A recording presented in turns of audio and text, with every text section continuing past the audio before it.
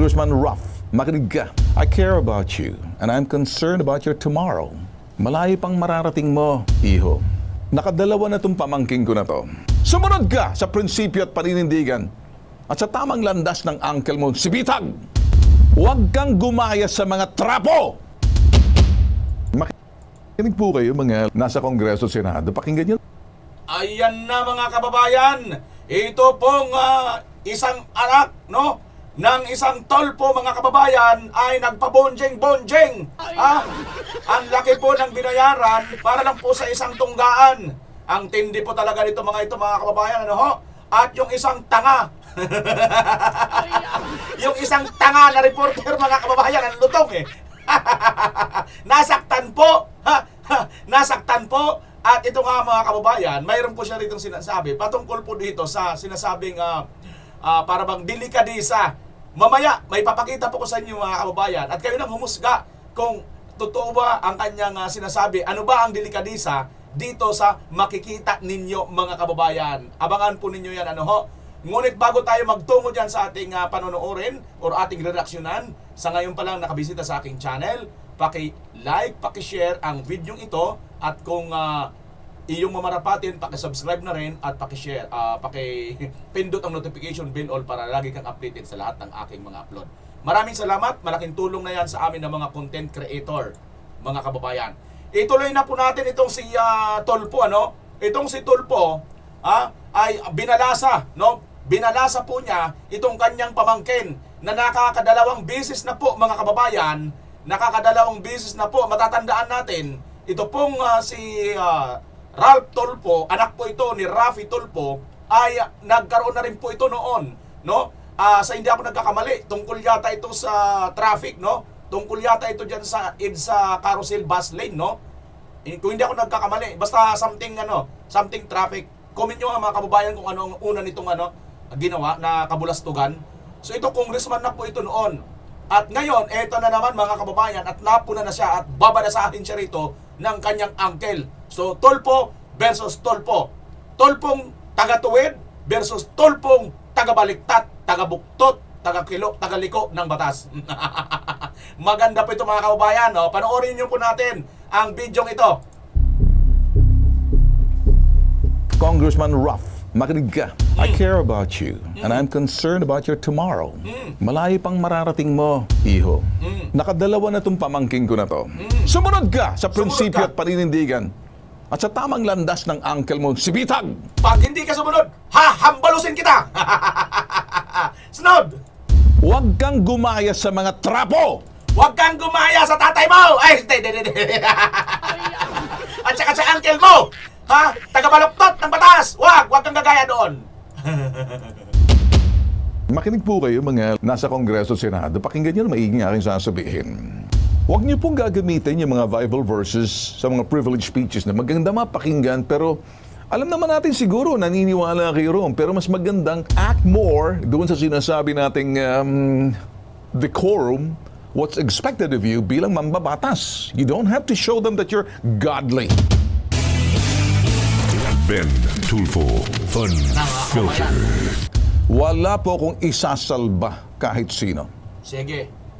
Nasabi ko na po ito, no? Nasabi ko na po ito.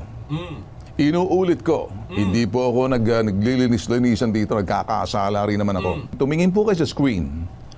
Path to destruction refers to a course of action or behavior that leads to severe harm, ruin, or negative consequences. Nakadalawa na itong pamangking ko na to. Masakit mong po sa akin, pero sasabihin. Sandali ha. Di ba ibig sabihin, di ba may kasabihan din tayo, one is enough, two is too much. O, too much na yung pamangkin mo. Sipain mo na, ambalusin mo na. Tuloy.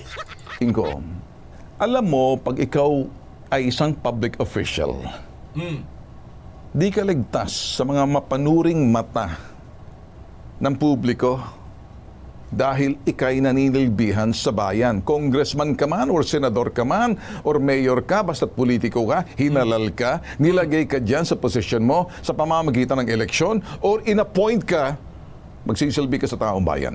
Correct. Masakit man po sa aking gagawin to. At alam ko naman, nagagalit na sa akin ng ibang mga kaanak ko na kaapelyido ko. Nagagalit sila. Bakit sila nagagalit? Bakit? Ako po'y diretso, ano?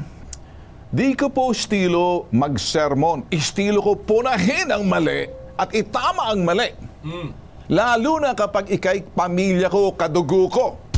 Itong Ibig sabihin, mga kababayan, itong si Raffy Tulfo na senador na ama nito ni Ralph Tulfo na congressman ay konsentidor. Base dito, mga kababayan, sa sinasabi ni Ben Tulfo na kapatid din ni Raffy Tulfo.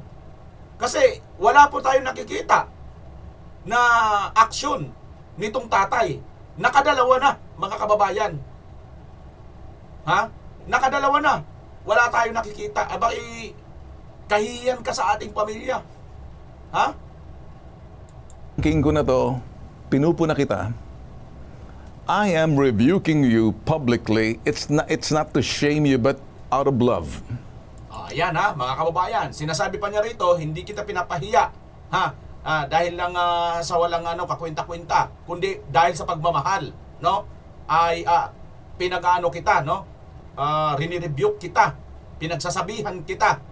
Bakit itong tatay, nakadalawa na itong kanyang anak, hindi niya masuhito? Oh, kita niyo na yung mga kababayan. Kayo na humusga dyan. Out of love. Ginagawa ko po to to save the other members of the family who carries the same last name as you do, but they carry it with integrity, honor, and respect. Dinadala po nila ang kanilang pangalan. Iisa lang pong apelyido namin. Sa unang henerasyon, yung aking ama, ang yumaong si Colonel Ramon Tulfo, kung saan tumatakpo sa aking isipan yung mga tinuturo niya po na ako'y high school pa lang. Idol ko po yung aking ama. Kaya kung nakikinig man sa akin yung mga ibang mga kaapelyido ko sa first generation, yung mga second generation, makinig kayo. Makinig kayo. Hindi ligtas kahit mga anak ko. Knock on wood, huwag lang sana sa mga anak ko kasi hahambalusin ko sa harap sa publiko. Itaga. Naku mga kababayan, kung sa anak niya daw ito, hahambalusin niya. So, ano ibig sabihin? Maliwanag, wala pong ganitong bayag ang tatay nito na kapatid niya. Kasi kung sa kanya daw anak, hahambalusin niya. Di ba mga kababayan? Ba't hindi hinahambalos ito ng kanyang tatay? O, kayo nang humusga. Tanyo sa bato. Tulad ng pagturo sa amin ng aming ama, yumaong ama. Dala-dala ko po yung mga tinuturo niya sa amin. Hindi ko maintindihan kung bakit nagkakaganito sa unang henerasyon, the first generation ng mga Tulfo. Kaya ko po ginagawa to para isalba po yung ibang mga kaapelyido na Tulfo sa unang henerasyon na anak ni Colonel Ramon Tulfo Sr. At yung aking yumaong ina, pareho na po, si Caridad Tishiba Tulfo. Kami po yung unang henerasyon at may mga susunod na henerasyon. Nakakalungkot. Kaya ko ginagawa to para isalba yung ibang nagdadala ng pangalan. Pero ang pagdala nila, nandoon yung sinasabing pagdala nilang integridad na may honor at paggalang doon sa pangalan. Nakakalungkot, yung apelyidong dinadala namin, sumasablay yung ilan. Nahihiya na po kami. Kaya ikaw, Ralph, Congressman Ralph, makinig ka. Huwag mo nang dagdagan pa. Look me in the eye and listen carefully. Listen closely. I care about you and I'm concerned about your tomorrow. Malayo pang mararating mo, iho. Lahat tayo nagkakamali, nagkakasala, pero binibigyan tayo ng pagkakataon magbago because we are entitled, for a chance. Alam ko naman, humingi ka na ng public apology, but it comes with sincerity and accountability. Sana wag na maulit. Huwag kang gumaya sa mga trapo! Sumunod ka sa prinsipyo at paninindigan at sa tamang landas ng uncle mo, si Bitag. Ito po nga aking mga sinasabi, hindi po siguro patas, hindi po siguro maganda para doon sa mga wala namang kinalaman pero nadadamay. Bakit nadadamay? Hindi ko maintindihan. Siguro nagkukulang. Masakit man po sa akin, kumalat na sa social media. Alam nga ba naman pagdating dito, sasabi, sasalba. Masakit man po sa akin. Dudugo ang puso ko rito. Pero tingnan nyo to. Nako. Nako. Laki Sino pa pang naman matutuwa niyan? Kami po nagsasabi lamang, hindi po pare-pareho kahit magkakapatid. Parang bunjing-bunjing talaga mga kababayan, ano? Malaki rin yung malaki rin yung tiyan, malaki rin yung kanyang tsupon eh. Pantay talaga mga kababayan, ano? Galing. Hindi po pare-pareho dahil 10 po kami magkapatid, isa yumauna at siyam na lang natitira. Kami po yung mga first generation. Dalangin ko, wala nang sumunod, wala nang pumalpak dito po sa pamilya ko. Dito po sa aking mga anak. Mga kapatid ko, ayusin nyo, anak nyo yan. Huwag nang ilagay sa kahiyan ang mga nagdadala ng pangalan. Kung sakaling hindi, ako ang mag-aayos niyan. Itaga nyo sa bato. Period! Kayo dyan sa Senado at Kongreso. Period. Hindi mo kayang ayusin, Rapi Tulfo. Ako mag-aayos. Ha? Period. Kita nyo mga kababayan? So, patunay lang po ito na itong Rapi Tulfo, mukhang napapabalita kasi noon mga kababayan na ito ay may pangarap na tumaas o supposed to be maging pangulo o maging presidente ng ating bansa. Dito nyo mga malalaman kung anong klase ngayon ang magiging pamunuan nito pag sakasakali ito ay makatsamba na maging pangulo ng ating bansa. Ngayon pa lang, mismo ang kanyang anak, hindi niya kayang suhituin, hindi niya kayang pamunuan, how much more pa ang bansang Pilipinas, mga kababayan. Kayo na humusga kung kakayanin niya yan. Inamin ni Quezon City 2nd District Representative Ralph Tulfo na siya ang nasa viral video ng isang magarbong selebrasyon sa Las Vegas sa Amerika. Pero giit niya, walang ginastos na pondo ng gobyerno para sa bill nilang umabot sa 2 milyong piso na pinag-ambangan nilang magkakaibigan. Sino ang naniniwala, mga kababayan? Comment nyo nga kung wala pong nagamit na pera ng bayan ang pagtungga niya ng isang napakalaking tsupon. Napakalaking bote ng alak, mga kababayan, dito nga po sa kanyang paglalasing. Nakatutok si Mark Salazar. Hindi na itinanggi ni Quezon City 2nd District Representative Ralph Tulfo na siya ang nasa isang viral video na unang inilabas ng Boljak TV. Makikita na umiinom at pumirma pa ito para bayaran ng bill sa bar na mahigit $42,000 o katumbas ng mahigit 2 milyong piso. Sabi sa post, kuha ito sa Las Vegas sa Amerika. Ayon sa kongresistang anak ni Senador Rafi Tulfo, kuha ito sa pribadong pagdiriwang noong 2023 Christmas season. Ipinagdiriwang din umano nila ang magandang balitang natanggap ng kanyang mga kaibigan. Aniya, bagaman credit card ang ginamit, ay nag-ambagan silang magkakaibigan sa bill. Personal na lakad aniya ito't walang ginastos na pondo ng gobyerno. Tingnan nyo yung isa mga kababayan, yung ito, congressman mismo. Yung tatay naman ni Arjo Atayde, ayun, di ba? Ganyan po sila, kalalakas ang loob magwaldas ng pera, no? Tapos sasabihin nila, walang kinalaman o hindi yan galing sa pera ng bayan. Ay nako, paniwalain yung mga lolo nyong panot. Ayon kay Tulfo, nauunawaan niya raw kung bakit masakit sa mga Pilipino. Talagang talagang insaktong-insakto mga kababayan, no? Pantay na pantay sa laki ng bote. Kasi laki rin yung kanyang tiyan, no? Ang ganitong uri ng selebrasyon. Talaga naman, no? Sabay-sabing huwag lumihi sa usapin ng korupsyon at panagutin ang dapat managot. Pero sa maghabong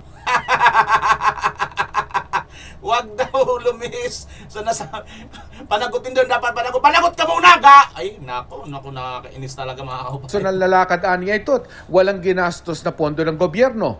Ayon kay Tulfo, nauunawaan niya raw kung bakit masakit sa mga Pilipino ang ganitong uri ng selebrasyon. Sabay sabing huwag lumihi sa usapin ng korupsyon at panagutin ang dapat managot.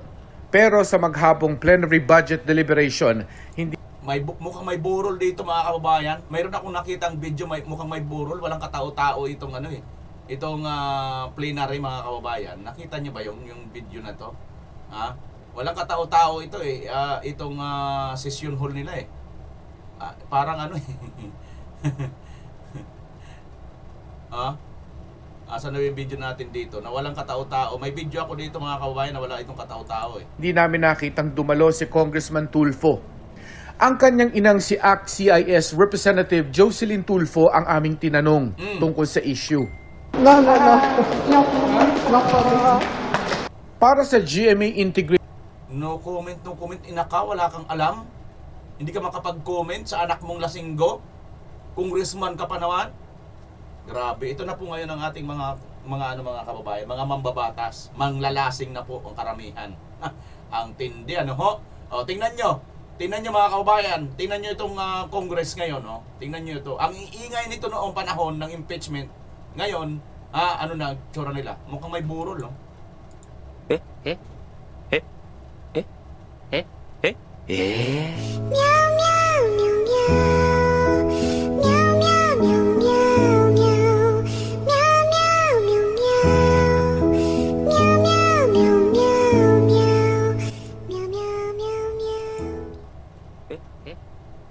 Sabi nga rito, sa caption nito mga kababayan, before I only heard Ghost Project. Now even in the session, there are many ghosts. When you keep quiet, Charis, your face is just pushing. Sino kaya to si Charis? Charis, your face is just pushing. Flood control, Ghost Project. Ngayon, ghost. Maraming ghost. Nag-ghosting. Ha? Mukhang wala na pong katao-tao. Bakit nasaan na kaya yung mga magagaling? Nasaan na kaya yung mga maiingay na mga congressman noon? Ha? Nasaan na kayo ngayon? Marami pala ang under investigation. Kaya pala tahimik muna tayo. Tahimik muna. Delikado ngayon ang panahon, no? Pag mag-ingay-ingay tayo ngayon, pag magpasikat-sikat tayo ngayon, delikado, baka mamarkahan tayo, no? Ganon, mga kababayan. Tahimik muna sila ngayon. Di ba? Ito mga kababayan, isa pa sa nag-trending, nag-viral din po, ang malutong na tanga. Panoorin natin. Nasaan na yun? Yan. Bakit naman gagawa ng usap ang asawa ko para lang makakuha sila ng ipupukol sa akin? Pero Ganyan nakarumi. hindi ho ba dapat, Senator, manggaling din sa inyo ang delikadesa na, yung asawa ko, ano nito kumbaga nagsiservisyo dito, meron siyang, kumbaga, transaksyon dito, hindi kaya marapat na ako dumistansya muna? Sino di distansya? Kayo po, dito sa ginagawang investigasyon sa Bakit? Senado. Meron ba akong kinalaman dun sa mga insurance companies? Delikadesa nga po, Senator, kasi misis nyo po yung nandun. Siyempre may Delikadesa, mga kababayan, ang kanyang sinasabi. Tuloy lang natin. kunik-kunik na ho yan. Kung ganyan kayong mag-conclude, independent nga kaya tinatanong ko nga sa inyo kanina kung naiintindihan niyo Kaya nga po nagtatanong din kami, delikadesa din ho yung binabanggit namin dito. Hindi Wala na ho ba pinag-uusapan tayong ng ganun? delikadesa dahil wala akong connection doon. Ang asawa ko independent. Yun nga po, asawa nyo yun Nakikipagdebate ka pa sa akin Akala ko ba magtatanong ka lang. Nagtatanong din po kami, pero ipupoint out ko rin po yung Kapag argumento sinasabi namin mo kasi dito. delikadesa, parang may connection ako Wala nga Naintindihan mo yun? Sige sir, salamat na lang po. Tanga. Inabot ko pa yun, Sen. Bakit? Inabot ko pa yun, Sen. Inabot ko pa yun. Tanga!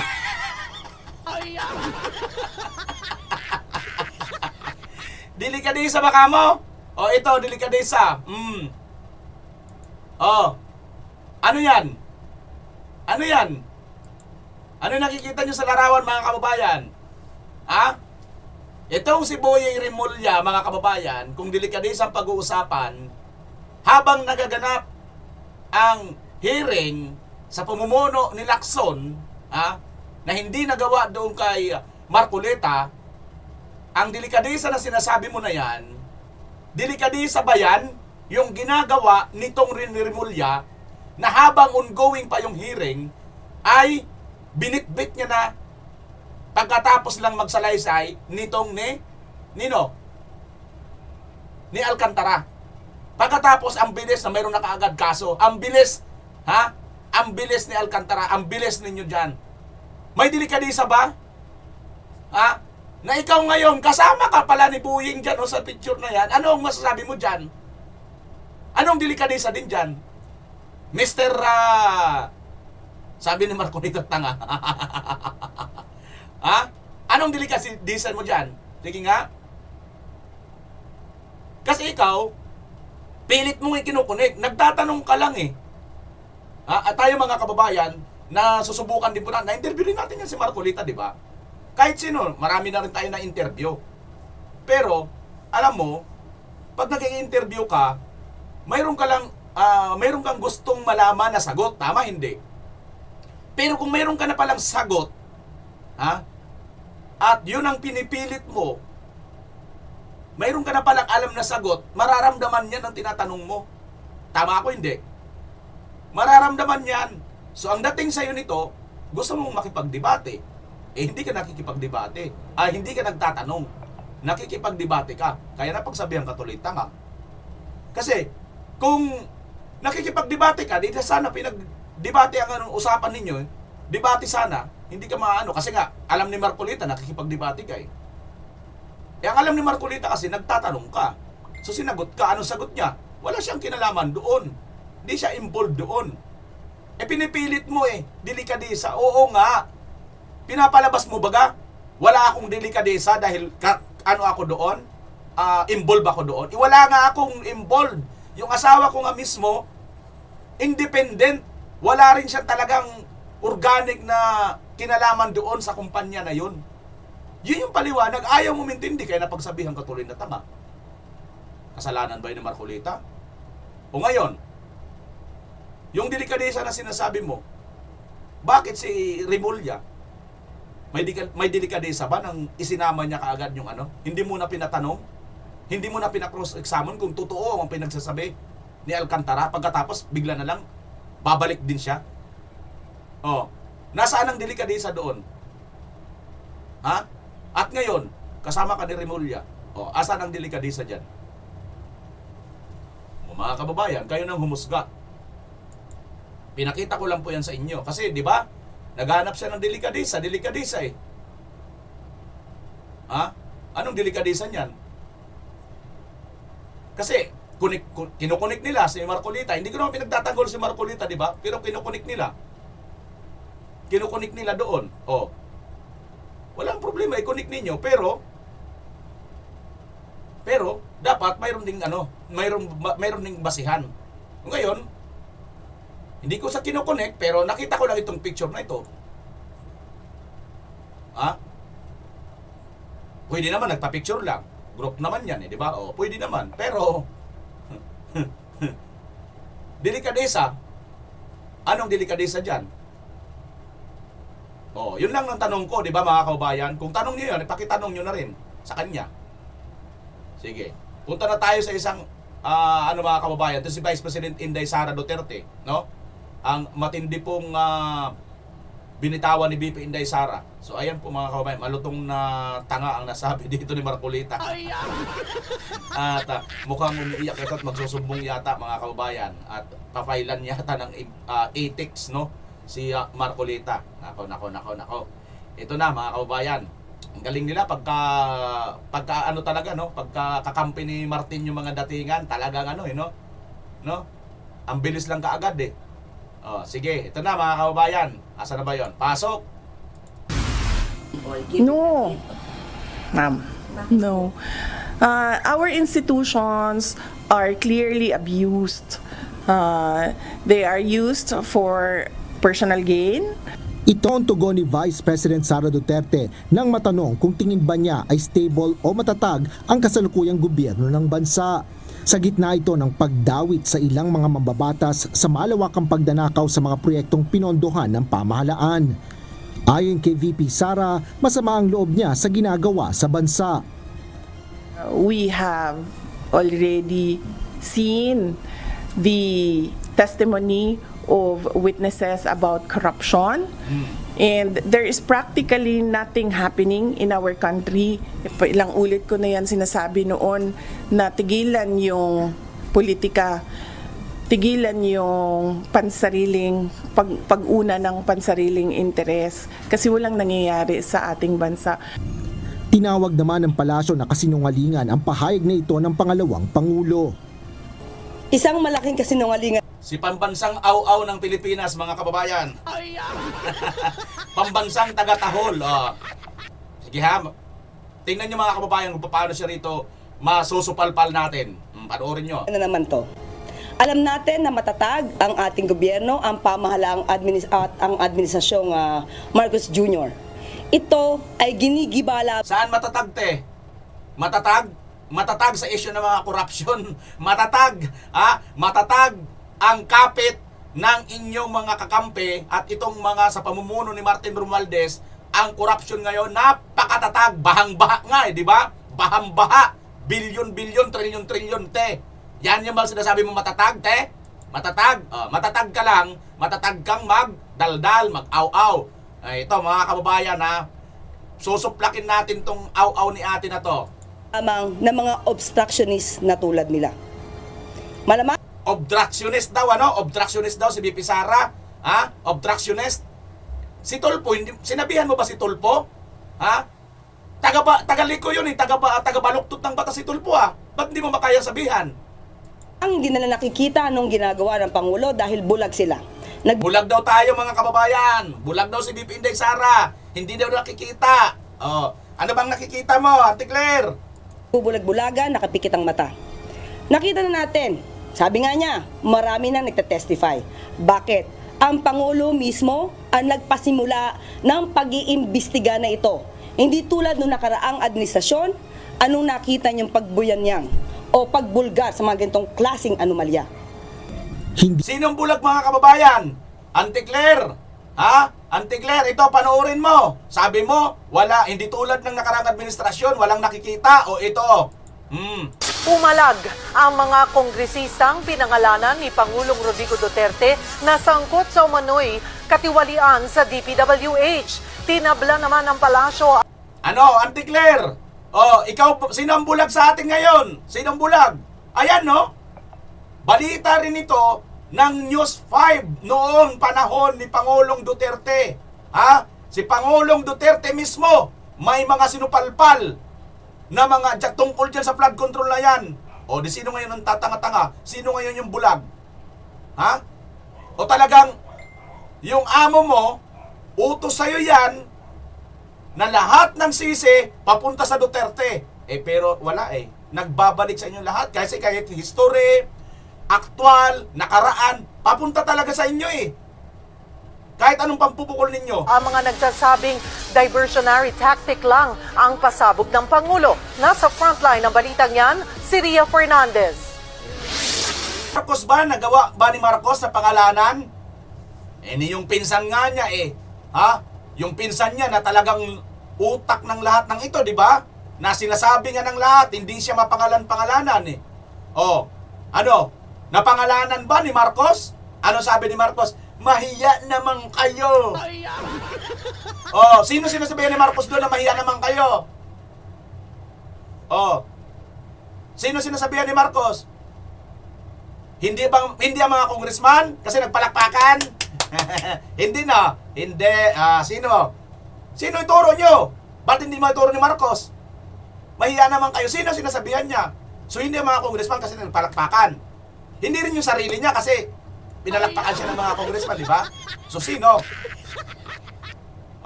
Ba't hindi mapangalanan ni Marcos? Ba't si Duterte napangalanan? Nagbubulag-bulagan ka ba, Auntie Claire, o obstructionist ka lang? Comment nyo nga mga kababayan. habang ang iba ay mga kapartido ng Pangulo o kaalyado ng kanyang partido na PDP Laban. Dawit din maging ang Kita mo mga kababayan ha, kapartido mismo ng PDP Laban o taga-PDP Laban mismo, kapartido ni Pangulong Duterte. Pero hindi siya nangimi. chairman ng House Appropriations Committee na dating kaalyado ni dating House Speaker Alan Peter Cayetano na si Congressman Eric Yap. Ilan sa mga akusasyon laban sa mga mambabatas ay ang Naku, yung Congressman Eric Yap mga kababayan, ayan no, nabanggit ngayon dito yan at nabanggit din dito ngayon sa kasalukuyan. Nung panahon pa pala ni Tatay Digong yung Eric Yap na yan, ACT-CIS. Ayan na mga kababayan, di ba? ACT-CIS, Eric Yap nabanggit. Oh, bayan, di ba? Mindoro, isa rin ngayon sa nababanggit din, ha? Dito na may mga corruption din sa flood control. Mindoro, ayan no, mga kababayan. Or itong pangalan ba nito ngayon? Kasama pa rin ba ito ngayon sa naririnig natin? Hindi ko masyado na anuhan mga kababayan, paki-comment nyo nga kung kasama rin itong pangalan na itong Sato na to. Kasi, pero alam ko may Mindoro ngayon. Mr. Delica is their patron. Siguro, at ayaw ko sanang paniwalaan, pero siguro ang parte ito ng tulong ni Mr. Delica sa mga kalaban ko sa politika dito sa probinsya. Nagsimula lang naman lumabas yung sinasabi niyang corrupt na congressman na involved sa DPWH. Nung lumabas yung issue. Ayan no mga kababayan no, Representative Eric Yap, ACT-CIS Party List. Di ba nabanggit ito sa hearing sa Senado? Si ano bang nagpangalan nito? Sino bang nagano nito mga kababayan? Kasama ba ito ni Gutesa na nabanggit niya doon sa kanyang na dinadalhan ng pera? O si Diskaya? Sino bang nagbanggit ito mga kababayan? Paki-comment nyo ha. Ayan no, ACT-CIS Party List, Eric Yap. Niya tungkol sa Duty Free Philippines. Ako po ay magpa-file ng resolution pagdating ng January, pagbukas ng Kongreso, tungkol dito sa anomalya sa Duty Free Philippines in aid of legislation. At dun po ipapakita ko kay Commissioner Beliga kung gaano kapatas ang pag-iimbestiga. Wala pa namang pahayag si Belica sa mga sinabi ng mga congressman laban sa kanya. Itinanggi rin ng palasyo na cover-up sa issue sa bakuna sa mga sundalo ang pagsasapubliko ni Pangulong Duterte sa isyong ito. Hindi po kinakailangan ng diversionary tactic ng presidente sa isang bagay. Mo ba yan, Auntie Claire? So hindi mo talaga nabalitaan yan kasi malabo ka talaga no? Hanggang ka lang hanggang paninira ka lang kay Vice President Inday Sara Duterte. Yun talaga ang maliwanag na papel mo ngayon, ha? Yun talaga ang papel mo ngayon at talaga naman talagang dito ka binabayaran nitong Marcos administration. Nakakalungkot dahil yung pera na pinapalamon mo sa pamilya mo ay galing pa sa tax ng bayan at yung mga pinagsasasabi mo ay paninira sa isang totoong hinalal ng bayan at hindi katulad sa'yo na isa ka lang naman appointed nitong Marcos Jr. na manggagamit na presidente na ito. Nagbitiw na nga bilang congressman ng kontrobersyal na si Zaldico. Dalawa po ang bigay niyang dahilan sa pagbibitiw. Una raw, ang banta sa kanyang buhay at pangalawa, ang hindi raw pagbigay sa kanya ng due process. Ang mga akusasyon daw sa kanya, harapin niya sa tamang lugar at panahon. Pero siyempre, ang tanong ng lahat, kailan at saan? Kung ayaw pa niyang umuwi, paano mo nga ba maibabalik si Zaldico? Dalawa po ang paraan para mabawi ang isang hinahanap ng batas. Paano mga kaubayan? Unahan ko muna ito ha. Una, paano uiwi si Zaldico? Gamitin ninyo yung ginawa ninyo kay Congressman Teves. At ang ikalawa, yung ginawa nyo kay Tatay Digong.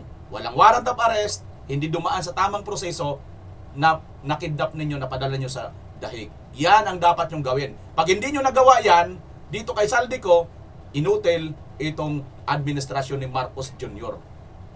Maliwanag pa sa sikat ng araw yan. Napaka-inutil. Bakit? Kasi nagawa na nila yan sa dalawang tao Ha? Napakaliwanag na example natin. Ganon din ang nangyari kay kay Teves, di ba? Umalis din. Ha? Pumunta rin ng ibang bansa. Ngayon, nagawa ninyo na nadala rito, di ba? Pag hindi nyo nagawa yan, at kay Tatay Digong nagawa nyo ng hindi rin tama, pag hindi nyo nagawa ito kay Zaldico, inutil itong administrasyong Marcos Jr. Paano mo nga ba maibabalik si Zaldico? Dalawa pong paraan para mabawi ang isang hinahanap ng batas sa pamamagitan po ng extradition at sa medyo mas komplikadong ruta sa Interpol. Pero sa parehong mekanismo, kailangan pong may nakahain na kaso sa korte. Sa madaling sabi, kailangan na idaan ito sa judicial process. Yun lang, hindi pa po matuturing na pugante si Ko. Sa kabila kasi ng... Sa madaling sabi, idaan ito sa judicial process. Dumaan ba sa tamang proseso or judicial process yung nangyari kay Tatay Digong? Dumaan sa airport, dumaan sa Villamor, pero sa judicial hindi. Ang patong-patong na... Kasi sinasabi nila si Remulla. Bakit judge ba si Remulla? Akusasyon lang. Ngayon, yung mga tanga, maniniwala kay Remulla. Ngayon daw yung judicial process. Kasi tanga kayo eh. Kaya maniniwala kayo. Tama, hindi. Laban sa kanya, wala pa pong nakahain na formal reklamo sa korte laban sa kanya. Ang meron pa lamang rekomendasyon ng NBI na kasuhan siya ng indirect bribery at ng malversation. Ngayon, sapat na ba kung sakaling ipasapi na siya ng isang Senate or House Committee? Hindi po. Kailangan talaga may galing sa korte na isang arrest warrant. Yan din ang dahilan kung bakit hindi basta-basta mapapauwi si Harry Roque mula sa Europa. Ang extradition ay kasunduan ng mga bansa na isurrender ang isang pugante para harapin ang mga kaso laban sa kanya. Meron tayong 14 na bansa na may extradition treaties sa Pilipinas. Halimbawa po, napabalita na sa Espanya na raw ngayon si Zaldico. Meron po tayong extradition treaty with Spain. Yun lang, wala pang ang kaso laban sa kanya. Pag bumalik naman siya sa Singapore, wala po tayong extradition doon. Pag bumalik siya sa US, meron naman tayong tratado doon. Sa madaling sabi, kung titingnan mo po ang listang ito, malino na iilan lamang ang bansa kung saan meron tayong extradition treaty. Ito pa, may mga kondisyon ang extradition. Dapat siyempre, ang ginawa ng pugante ay krimen sa parehong bansa at ang parusa hindi dapat bababa sa 1 taong pagkakakulong. Hindi rin pwede itong gamitin para sa mga political offenses o dahil sa pagbigkas ng pugante ng kanyang mga political opinions. Nasa batas po yan. Ngayon, paano kung ang pugante ay nasa bansa kung saan wala tayong extradition treaty? Marami po yun. Diyan maaaring pumasok ang Interpol. Meron pong 195 countries na miyembro ng Interpol at bahagi ng kasunduang yan ang cooperation among national police forces. Sa pamamagitan po ng Interpol, maaaring mag-request ang isang bansa ng deportation or surrender ng isang merong arrest warrant. Ang desisyon ay nasa host country po kung pagbibigyan ang hiling. Yan ang ginamit na sistema sa kontrobersyal na pag-aresto kay dating Pangulong Duterte. Dinaan ng ICC ang arrest warrant sa Interpol at sinuko naman siya ng Pilipinas. At yan po ang magiging tanong ngayon sa kaso. Yun, maliwanag sa sikat ng araw mga kababayan. Trinaydor ng Marcos Jr. ito pong Duterte. Grabe. Sinuko. Biruin mo, sinuko mo yung mamamayan. Yung dating Pangulo, yung dating nagligtas sa kamay ng mga adik, sa kamay ng sindikato, sa kamay ng mga oligarko na nagpapahirap sa bayan, sa kamay ng mga ganid sa pera ng mga politiko. Kaso ni Zaldico, kung may lumabas na arrest warrant laban sa kanya, magtatago ba siya sa bansang wala tayong extradition o kusa ba siyang babalik sa Pilipinas para harapin ang kanyang mga kaso? Mga kapatid, Ed Lingaw po. Yun nga mga kababayan ang ating sinasabi dito. Kay ano man ang kanyang gawin, no? Kay ano man ang kanyang palusot dito, magagawa din ba nila ang ginawa nila dito kay Tatay Digong at kay Congressman Tevez? Kung hindi ito nila magawa, maliwanag pa sa sikat ng araw mga kababayan, napaka-inutil po nitong Marcos administration at dapat na po talaga siyang mag-resign kasi wala po talaga siyang nagagawang tama, no? Hindi po tama ang kanyang nagagawa dahil ito na, maliwanag na siya po ang tinuturo itong si Zaldico at itong pinsan niya ng lahat ng mga ebidensya na papunta na po sa kanila lahat. Wala pa rin pong ginagawang aksyon itong Marcos administration. Maliwanag sa sikat ng araw yan. Dahil pagkalaban ka, mabilis kang aksyonan katulad ni Tatay Digong at saka itong si Tevez. Yan po ang nangyayari sa ating bansa mga kababayan. Maliwanag po yan. Ano ho? Napakaliwanag po yan at ito nga po, itong klase na kakampi nitong Marcos administration, panoorin nyo. Mula 2019, si Zaldico ang umupong party list representative ng Ako Bicol. Simula 2022 naman, siya ang naging chairman ng pinakamakapangyarihang komite, ang Appropriations Committee, na siyang nagpasa ng budget ng gobyerno. Dahil sa kanilang posisyon, kontrolado ng mga Ko ang maraming proyekto sa Kabikulan. Sa bayan naman ng Virac, sa Catanduanes, na parte pa rin ng Kabikulan, may pinasinayaang proyekto ang Ako Bicol Party List noong January 2024. Isang 6,000-seater coliseum sa loob ng Catanduanes State University. Malaking boost po ito for the economy of the island. Ang budget na inilaan para sa Phase 1 ng construction, 98 million pesos. 244 million pesos naman para sa Phase 2. Pero makalipas ang isang taong construction, heto ang lagay ng Coliseum ngayon. Ebidensya ba yan o hindi, mga kababayan? Nasaan na yung pera na nakalaan dito, na binayad na po ng gobyerno? Sinong buhaya na ngayon ang nakinabang? Ayan, mga kababayan, no? Tingnan nyo itong kakampi ni Marcos Jr., itong Zaldico na ito, na matagal nang sinisigaw ni Vice President Inday Sara Duterte. Dalawa lang ang may hawak ng pera or budget ng bansang Pilipinas, Zaldico at Martin Romualdez. Bakit marami ang nanginginig pag binabanggit yung pangalang Martin Romualdez? Bakit takot na takot ang mga senador? Maliban na lang kay Senator Marcoleta at Senator Chase Escudero, na handa po nilang labanan itong Martin Romualdez na kinatatakutan po ng ilang mga senador. At ito, mga kababayan, itong sidekick ni Martin Romualdez, ayan, maliwanag pa sa sikat ng araw, binayaran na ng ating gobyerno, nalamon na nila yung pera, pero nakikita nyo ngayon asaan na yung project, yung proyekto. Ayan ang tsura, mga kababayan. 98 million pesos. 244 million pesos na 98 million pesos plus 244 million pesos. Saan napunta? naman para sa Phase 2. Pero makalipas ang isang taong construction, heto ang lagay ng Coliseum ngayon. Mga bakal pa lang na pundasyon ang naitatayo. Ang kontraktor ng Phase 1 ng proyekto, ang High Tone Construction Company pa rin, na itinatag ni Christopher Ko, kapatid ni Zaldico. Palakpakan! Palakpakan! Galing galing Saldi mo, kapatid mo, si Christopher mo. Nako, nasaan ng pera mo? Ay, pera namin pala, hindi pera mo. Siminit. Mula 2019, Siminit ka sa imong mata. si Zaldico ang umupong party list representative.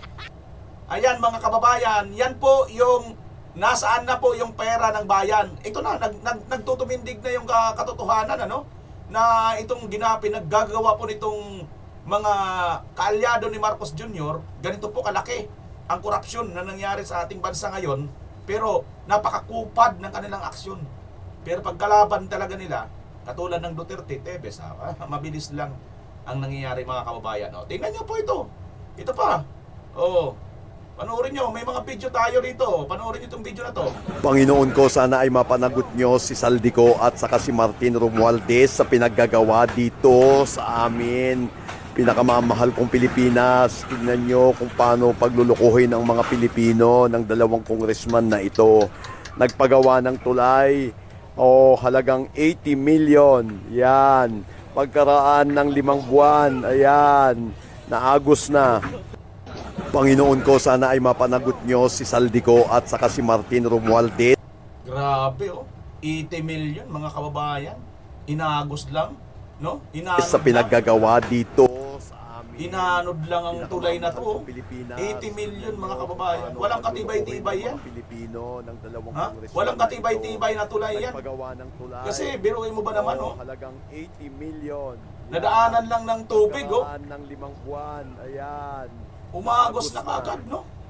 Panginoon ko, sana ay mapanagot nyo si Zaldico. Walang punda-pundasyon ito, mga kababayan. Parang itinayo lang ito na mga kunting bakal lang. Ha? Wala itong kasi ang gaan, no? Ang gaan lang, buong buo na inagos lang, oh. Congressman na ito nagpagawa Mga kababayan talaga. Ito yung nangyayari sa ating bansa ngayon, no? Ito pa.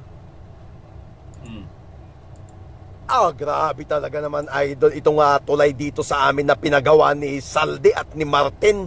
Tingnan nyo naman mga idol, oh.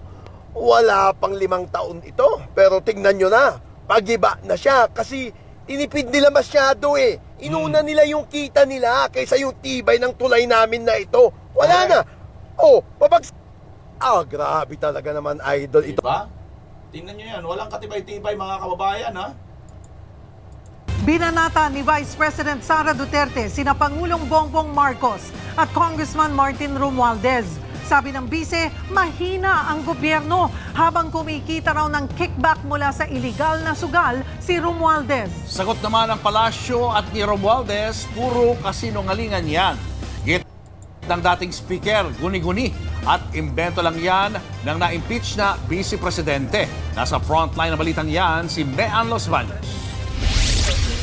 Sa press conference ni Vice President Sara Duterte matapos dumalo sa pagdinig ng Senado para sa 2026 budget ng kanyang opisina, sinabi niyang tila walang ginagawa ang Administrasyong Marcos sa pang-aabuso sa mga institusyon ng gobyerno sa gitna yan ng anomalya sa flood control projects. Do you think the government is still stable? No. Ma'am, no.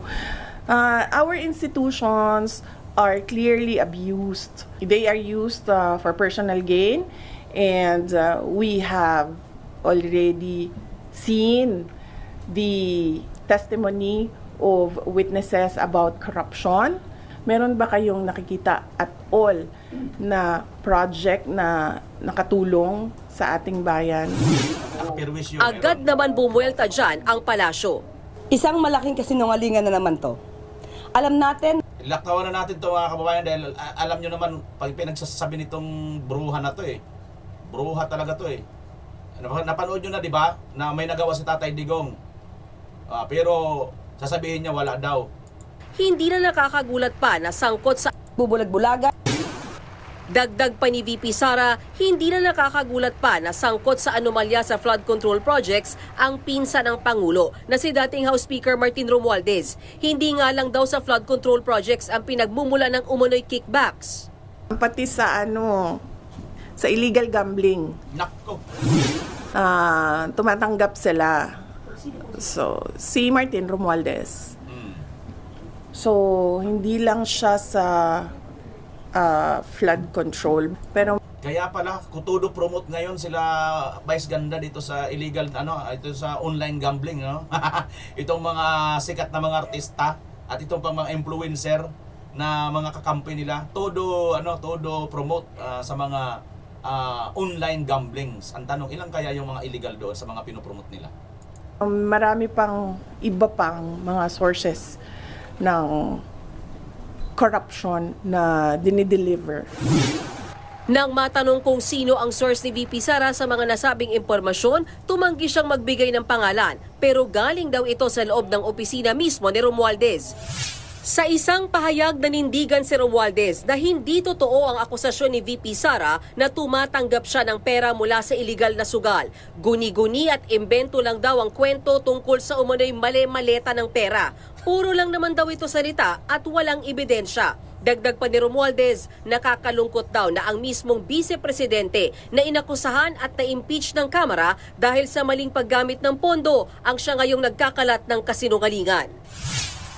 Tinanong din si VP Sara sa kung posible bang may kumpas din. Ang lupit ang lupit talaga. Ikaw na nga hindi nakatira ng mali-malita, ayon kay Gotesan, isang marin eh.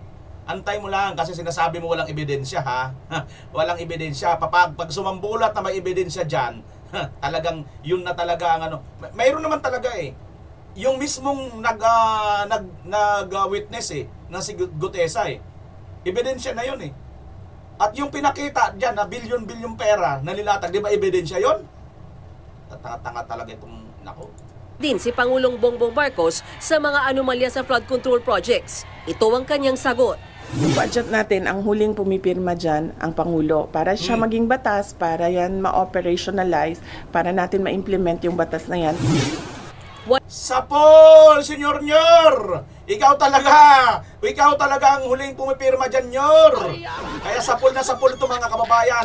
Pagkatapos ng video na ito, may papanoorin kayong video at dito, masasabi po ninyo na kaya pala, now I know, ito talaga ang totoong nangyayari sa ating bansa. After nito mga kababayan, papanoorin nyo yun ha, huwag kayo munang aalis kasi medyo mas ano talaga yon. Ito na lahat na magkukunik-kunikta mga kababayan kung ano po ang nangyari dito kay Marcos Jr. na ito. Naku, panonoorin po ninyo yung video na yan kasi yung video na yan, mayroon pong ano yan mga kababayan, significant po sa nangyari sa ating bansa. Walang direktang sagot siya ng palasyo pero giniit nitong kumpas ng Pangulo ang dahilan kaya may investigasyon ngayon. Ang Pangulo mismo ang nagpasimula ng Ay nako, wag kami, fake news sa Queen. Mula sa frontline. Wag kami, eto na mga kababayan ha. Ang Pangulo daw mismo nagpasimula at sabay banat na wala daw nagawa ang dating administrasyon. Pero pinakitaan natin mga kababayan ang video nung nakarang administrasyon na may nagawa si Pangulong Duterte at siya mismo ang bumanat dito po sa mga tiwali noong panahon niya. Mga congressman pinangalanan niya na samantalang ito si Marcos Jr. wala naman itong bayag pangalanan ang mga congressman. Kasama na yung kanyang pinsan. Bakit? Sino ba talaga ang mas powerful? Itong si BBM o itong si Martin Romualdez? Paki-comment nyo mga kababayan kung sino yung mas matapang, sino yung mas powerful sa ating bansa ngayon. Sino ba? Mga kababayan, ito yung isa sa mga mapagtatanto ng tonto na tanto ano ba yan? Nadadadadat na rin tayo dito eh. Ito ang video nga ito mga kababayan. Malalaman natin kung ano ang kinaugnayan at ano ba ang mapapagtagpi-tagpi natin sa video ito. Panoorin nyo po ito. Attorney Vic Rodriguez, magandang gabi. Naging malapit po kayo kay Pangulong Bongbong Marcos. Naging abogado niya at campaign manager noong eleksyon 2022 hanggang italaga po bilang executive secretary nang siya po ay manalo. Pero matapos lang, Attorney Rodriguez, ng halos 3 buwan sa palasyo'y nagbitiw po kayo sa pwesto at tinatalsik din sa partido ng Pangulo at sinabing expelled ka for your incompetence as a public servant, abandonment, and disloyalty. Ang tanong, ano nga po ba ang tunay na dahilan at nagkaroon kayo ng falling out ng Pangulo? Emil, yung una mong katanungan, hindi ko masikmura ang korupsyon kung kaya't ako ay umalis ng Malacanang. Nako mga kababayan, ito pala ang totoong dahilan kung bakit umalis, nilayasan itong si BBM na walang utang na loob, isa pong manggagamit dahil hindi masikmura ni Attorney Vic Rodriguez ang korupsyon dyan mismo sa Malacanang. Marcos Jr., ikaw pala talaga ang utak ng lahat ng ito. At ayon nga kay Vice President Inday Sara Duterte, mga kababayan, si BBM ang huling pumipirma. Tama nga naman talaga mga kababayan, dahil yung GAA, si BBM lang ang huling pipirma niyan. Ibig sabihin, kahit ano pang hugas-hugas kamay niya dyan, buong mundo alam yan, kung hindi pinirmahan ni BBM, ay hindi mangyayari itong lahat-lahat na flood control corruption. Flood corruption na nangyayari sa kanyang bansa, sa pamumuno ng kanyang general na si Martin Romualdez, mga kababayan. Ako ay binigyan pa ng isang posisyon, ang Presidential Chief of Staff, subalit hindi ko na gusto yung direksyon na kanilang tinatahak. Kaya sabi ko, ayoko na at ako'y babalik na lang sa pribado. Pangalawa doon sa Partido Federal, kaya nila ako tinanggal sa pagkasasama ng loob nila. Gusto nila, hinihingi nila sa akin nung ako'y Executive Secretary na gawin ko silang chairman ng COMELEC, gawin ko silang chairman ng PAGCOR, gawin ko silang chairman ng PCSO, at gawin ko silang chairman ng Civil Service Commission. Hindi sila kwalipikado at alam ko ang nais lamang nila ay magnakaw, kaya hinindihan ko yan, kaya sila nagalit sa akin.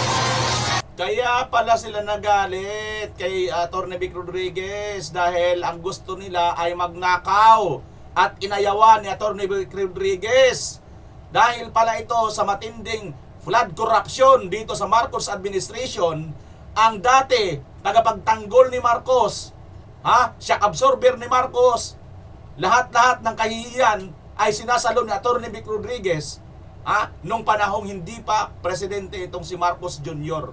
Ngunit, nung naging presidente na at gusto nang gawin o kapasangkapan itong si Atty. Vic Rodriguez para mangurakot or may isagawa nila ang kanilang flood corruption, ayaw na ni Atty. Vic Rodriguez. Kaya umayaw siya, nag-resign siya. Ang tanong, sinong naiwan? At sino ngayon ang nandyan ang nagpatuloy niyan? Kayo na ang humusga, mga kababayan. Comment nyo dyan. Atty. Rodriguez, meron pa ko kayong 8 segundos. Meron pa ko kayong karagdagan tanong. Dumalo po kayo sa ilang pro-Duterte rallies. Pinapatikos mo ang kasalukuyang administrasyon at sinabing lumala ang katiwalian sa ilalim ng kasalukuyang administrasyon. Paano niyo po mapatutunayan ang mga mabibigat na paratang na ito, Attorney Sir? Pag-usapan natin, Emil, yung blanco na daang bilyong pisong Bicameral Conference Committee report na siyang naging pundasyon ng GAA. Ito ay blanco. This is criminal. This is violation of Article 170 of the Revised Penal Code. Falsification of legislative document. Attorney Rodriguez, ano po naman ang maisasagot nyo dun sa mga nagsasabi? Kita nyo, mga kababayan, yung GAA, ito na nga po yan ngayon ang nangyayari. Kaya tumpak na tumpak talaga. Dito lumalabas si Tatay Digong, Congressman Ungab at itong si Atty. Vic Rodriguez. Tumpak, tama ang kanilang ipinaglaban noon na pinagtawanan lang po ni BBM at itong kanyang executive secretary na si Birsamin. Na para bagang tinutuya, iniinsulto si Tatay Digong, dahil nilabas po nila ito na ang mga pinirmahan ni Marcos Jr. ay blanco, na BICAM report. Ngunit ang pag sinasabi niya, wala pong blanco yung GAA. Nagtatatawa pa silang mag-among dalawa. Yung pala, yung pinirma nilang GAA, ito na ngayon. Yun pala ang flood corruption. Kitang-kita nyo, mga kababayan. Kitang-kita nyo. Bagamat nagsasabwatan ng mga congressman, mga talipandas na mga congressman na ito, at saka itong mag-aamo sa executive si BBM sa pamumuno niya, ngayon ang nangyayari, hindi na po nakatiis ang nature o yung kalikasan na po mismo ang nagbubulgar. Ako, mga kababayan, ito lang ang tanong ko talaga. Itong Supreme Court, kung umaksyon na ito sila noong pa lang, di ba mayroon na silang in-schedule noon oral arguments patungkol dito sa GAA noong 2025? Disin sana kung umaksyon sila. Ito'y tanong, ito'y ano ko lang opinion, komentaryo ko lang ito. Kung umaksyon sana noon, kaagad-agad, itong Supreme Court, dito sa isinampanga nila Atty. Vic Rodriguez, Congressman Ungab at Tatay Digong patungkol dito sa GAA na 2025. Disin sana ngayon, wala tayong pinag-uusapan ngayon katulad dito, Sa tingin niyo, mga kababayan, matutuloy ba? Siyempre, katulad ng kinuha rin nila yung PhilHealth na 89 billion. Di ba naisa ulit nila yung 60 billion? Kulang pa nga Kasi 89 billion yun yung kinuha O di ba inaksyonan ng Supreme Court, anong nangyari? Balik, di ba? Tama, hindi. Kung inaksyonan din sana ito, di buong GAA, bakit Supreme Court hindi nyo rin inaksyonan? Dahil ba sa sinabi ni Marcos na may sinabi si Marcos noon na para bang gusto nilang i-destabilize yung tinatakot yan na magbabalik tayo ng ng pondo, tawag doon, yung dating dating reenactment, ganon. Ano ba tawag doon, mga kababayan? Nakalimutan ko, So, natakot ba doon? Di ko alam Pero sa totoo lang, sayang talaga yon. Kung nagdesisyon na ang Supreme Court noon, i-oral argument na ito, hindi natin alam kung bakit hindi ito in-oral argument ng Supreme Court. Kayo, mga kababayan, naalala nyo ba itong ginawa ni Atty. Vic Rodriguez o ng Congressman Ungab, Tatay Digong? Na baka kayo tumatakbo ay dahil gusto nyo lang pong restakan o ipag-revenge yung inyong pagkakatanggal sa inner circle ni Pangulong Marcos. Jessica, kaya ko tinanggap ang hamon na pamunuan ng tunay at maisog na oposisyon para labanan ang korupsyon. I have just mentioned kay Emil yung kalukuhan sa dito sa 2025 budget. Ito'y punong-puno ng blanco. Nakita ko ito, prinisinta namin ito, at ito ang aking lalabanan sa Senado, ang korupsyon. Pero as of today, may 3 na ho yata nagsabi na wala naman daw pong blanco. Walang blanco, Jessica, ang GAA. Ang pinapakita namin blanco ay yung Bicameral Conference Committee, yung enrolled bill na naging GAB, yung General Appropriations Bill. Yun mga kababayan, wala nang blanco yung GAA. Kasi tapos na yun, pirmado na ni BBM yun. Yun nga ngayon ang pinagtatatawanan nitong mag-amo. Nung ito ay pinasabog po nila Atty. Vic Rodriguez, Tatay Digong. Na para bagang iniinsulto pa nila si Tatay Digong at ito nga pong si Atty. Vic Rodriguez. Ngayon mga kababayan, akala nila makakalusot po yan sa taong bayan. Akala nila makakalusot yan sa taong bayan na kanilang mga pautot na yan.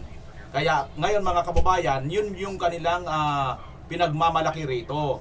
Ngayon, nakikita na natin na talagang kung yung GAA na yun, yung GAA report na yun, or yung GAA na yun, na pinirmahan ni BBM, ay matino, wala sanang flood corruption ngayon.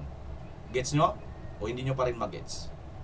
Pag hindi nyo pa rin mag-gets, alam nyo na ang ibig sabihin nun.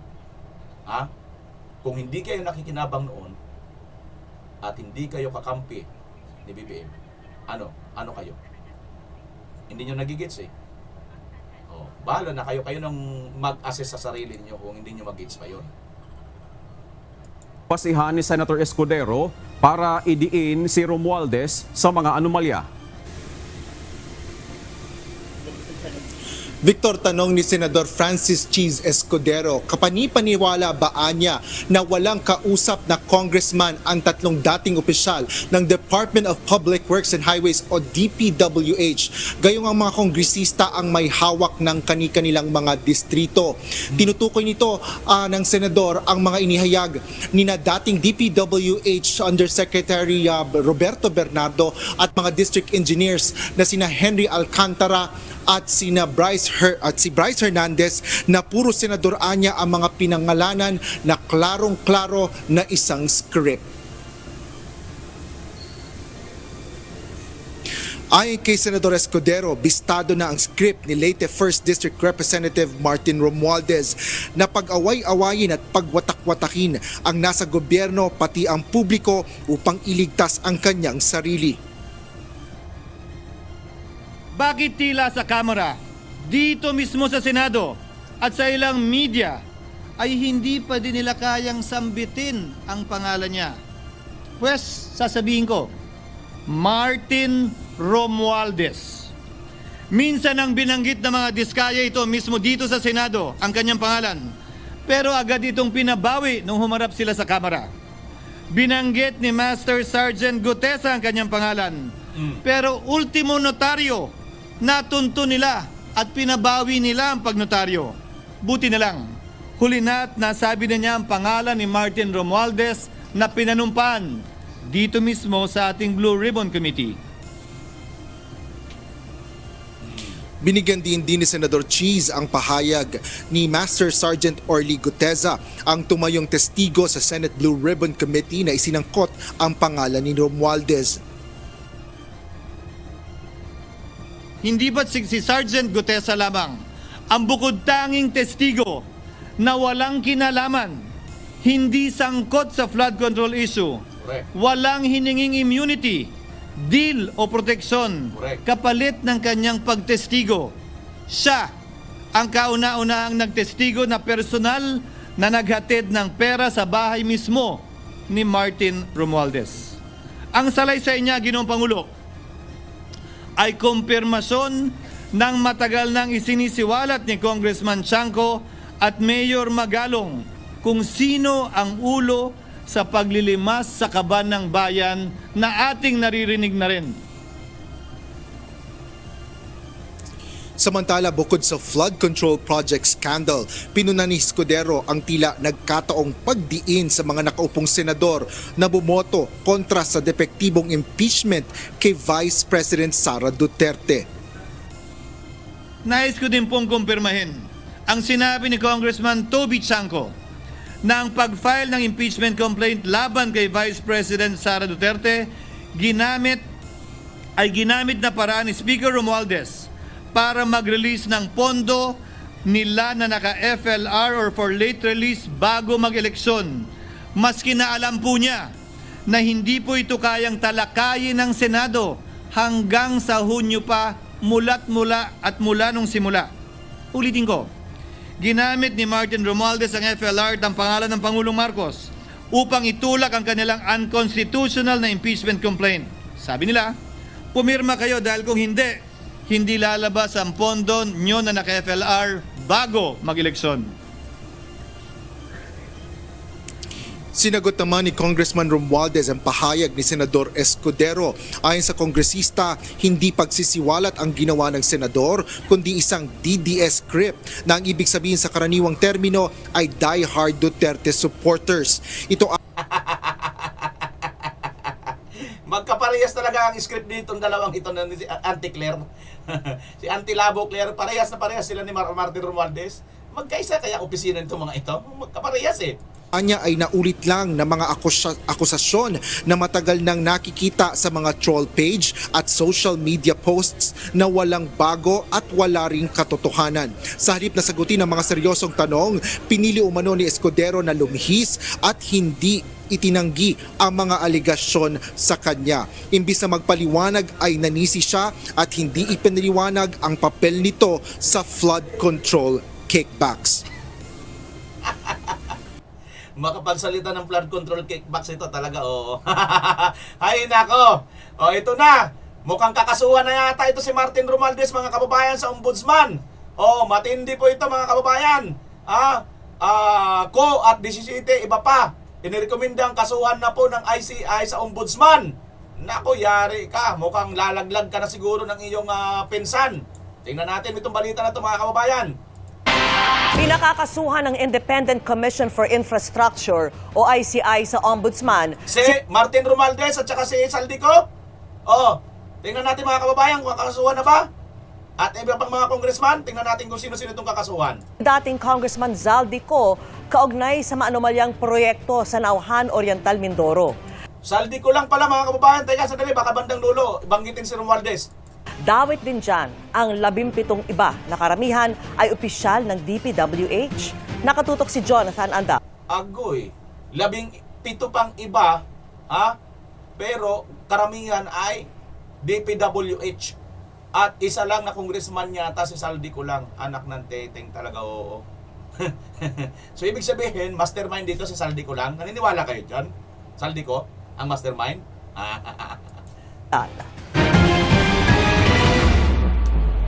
Kumpleto ang 3 miyembro ng ICI o Independent Commission for Infrastructure nang ipasa sa Ombudsman ang mga inirekomenda nilang sampahan ng reklamo.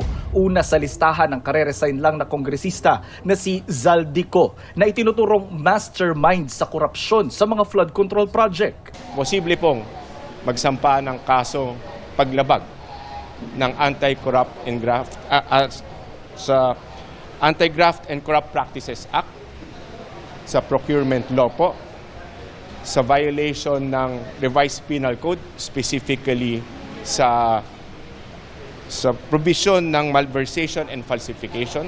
And of course, isa po dito ay yung paglabag sa Code of Conduct of Public Officers and Employees. Kabilang sa basihan ng rekomendasyon ang flood control project sa Nauhan Oriental, Mindoro na ginawa ng SunWest Incorporated, dating pag-aari ni Co. Ginamitan kasi yan ng substandard na materyales, partikular ng sheet pile o bakal na 3 metro lang umano ang haba imbes na 12 metro. Kaya nalugi ang gobyerno ng 63 milyong piso. Kulang-kulang din umano ang dokumentong ibinigay ng SunWest ng bayaran ng DPWH tulad ng mga mga madilim na litrato para ipakita ang usad ng konstruksyon.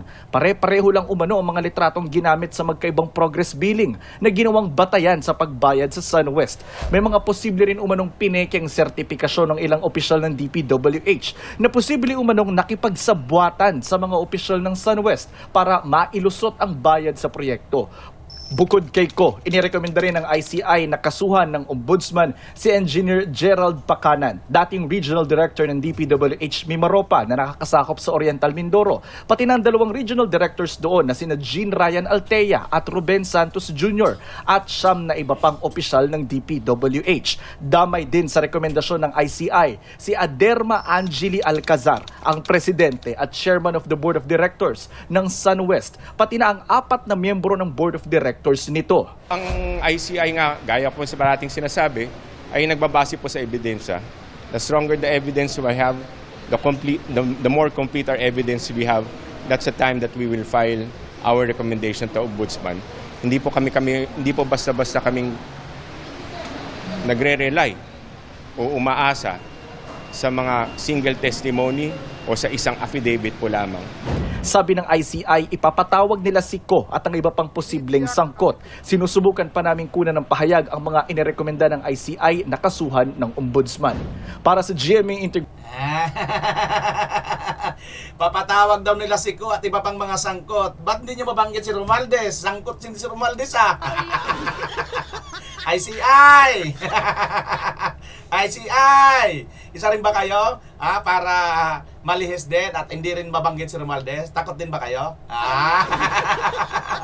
Ayan mga kababayan, kung ano pong inyong masasabi tungkol sa napakahabang video natin na ito, huwag po kayo mahiya, mag-comment po sa baba, pakilagay na rin po ang inyong comment, inyong lugar kung taga saan kayo.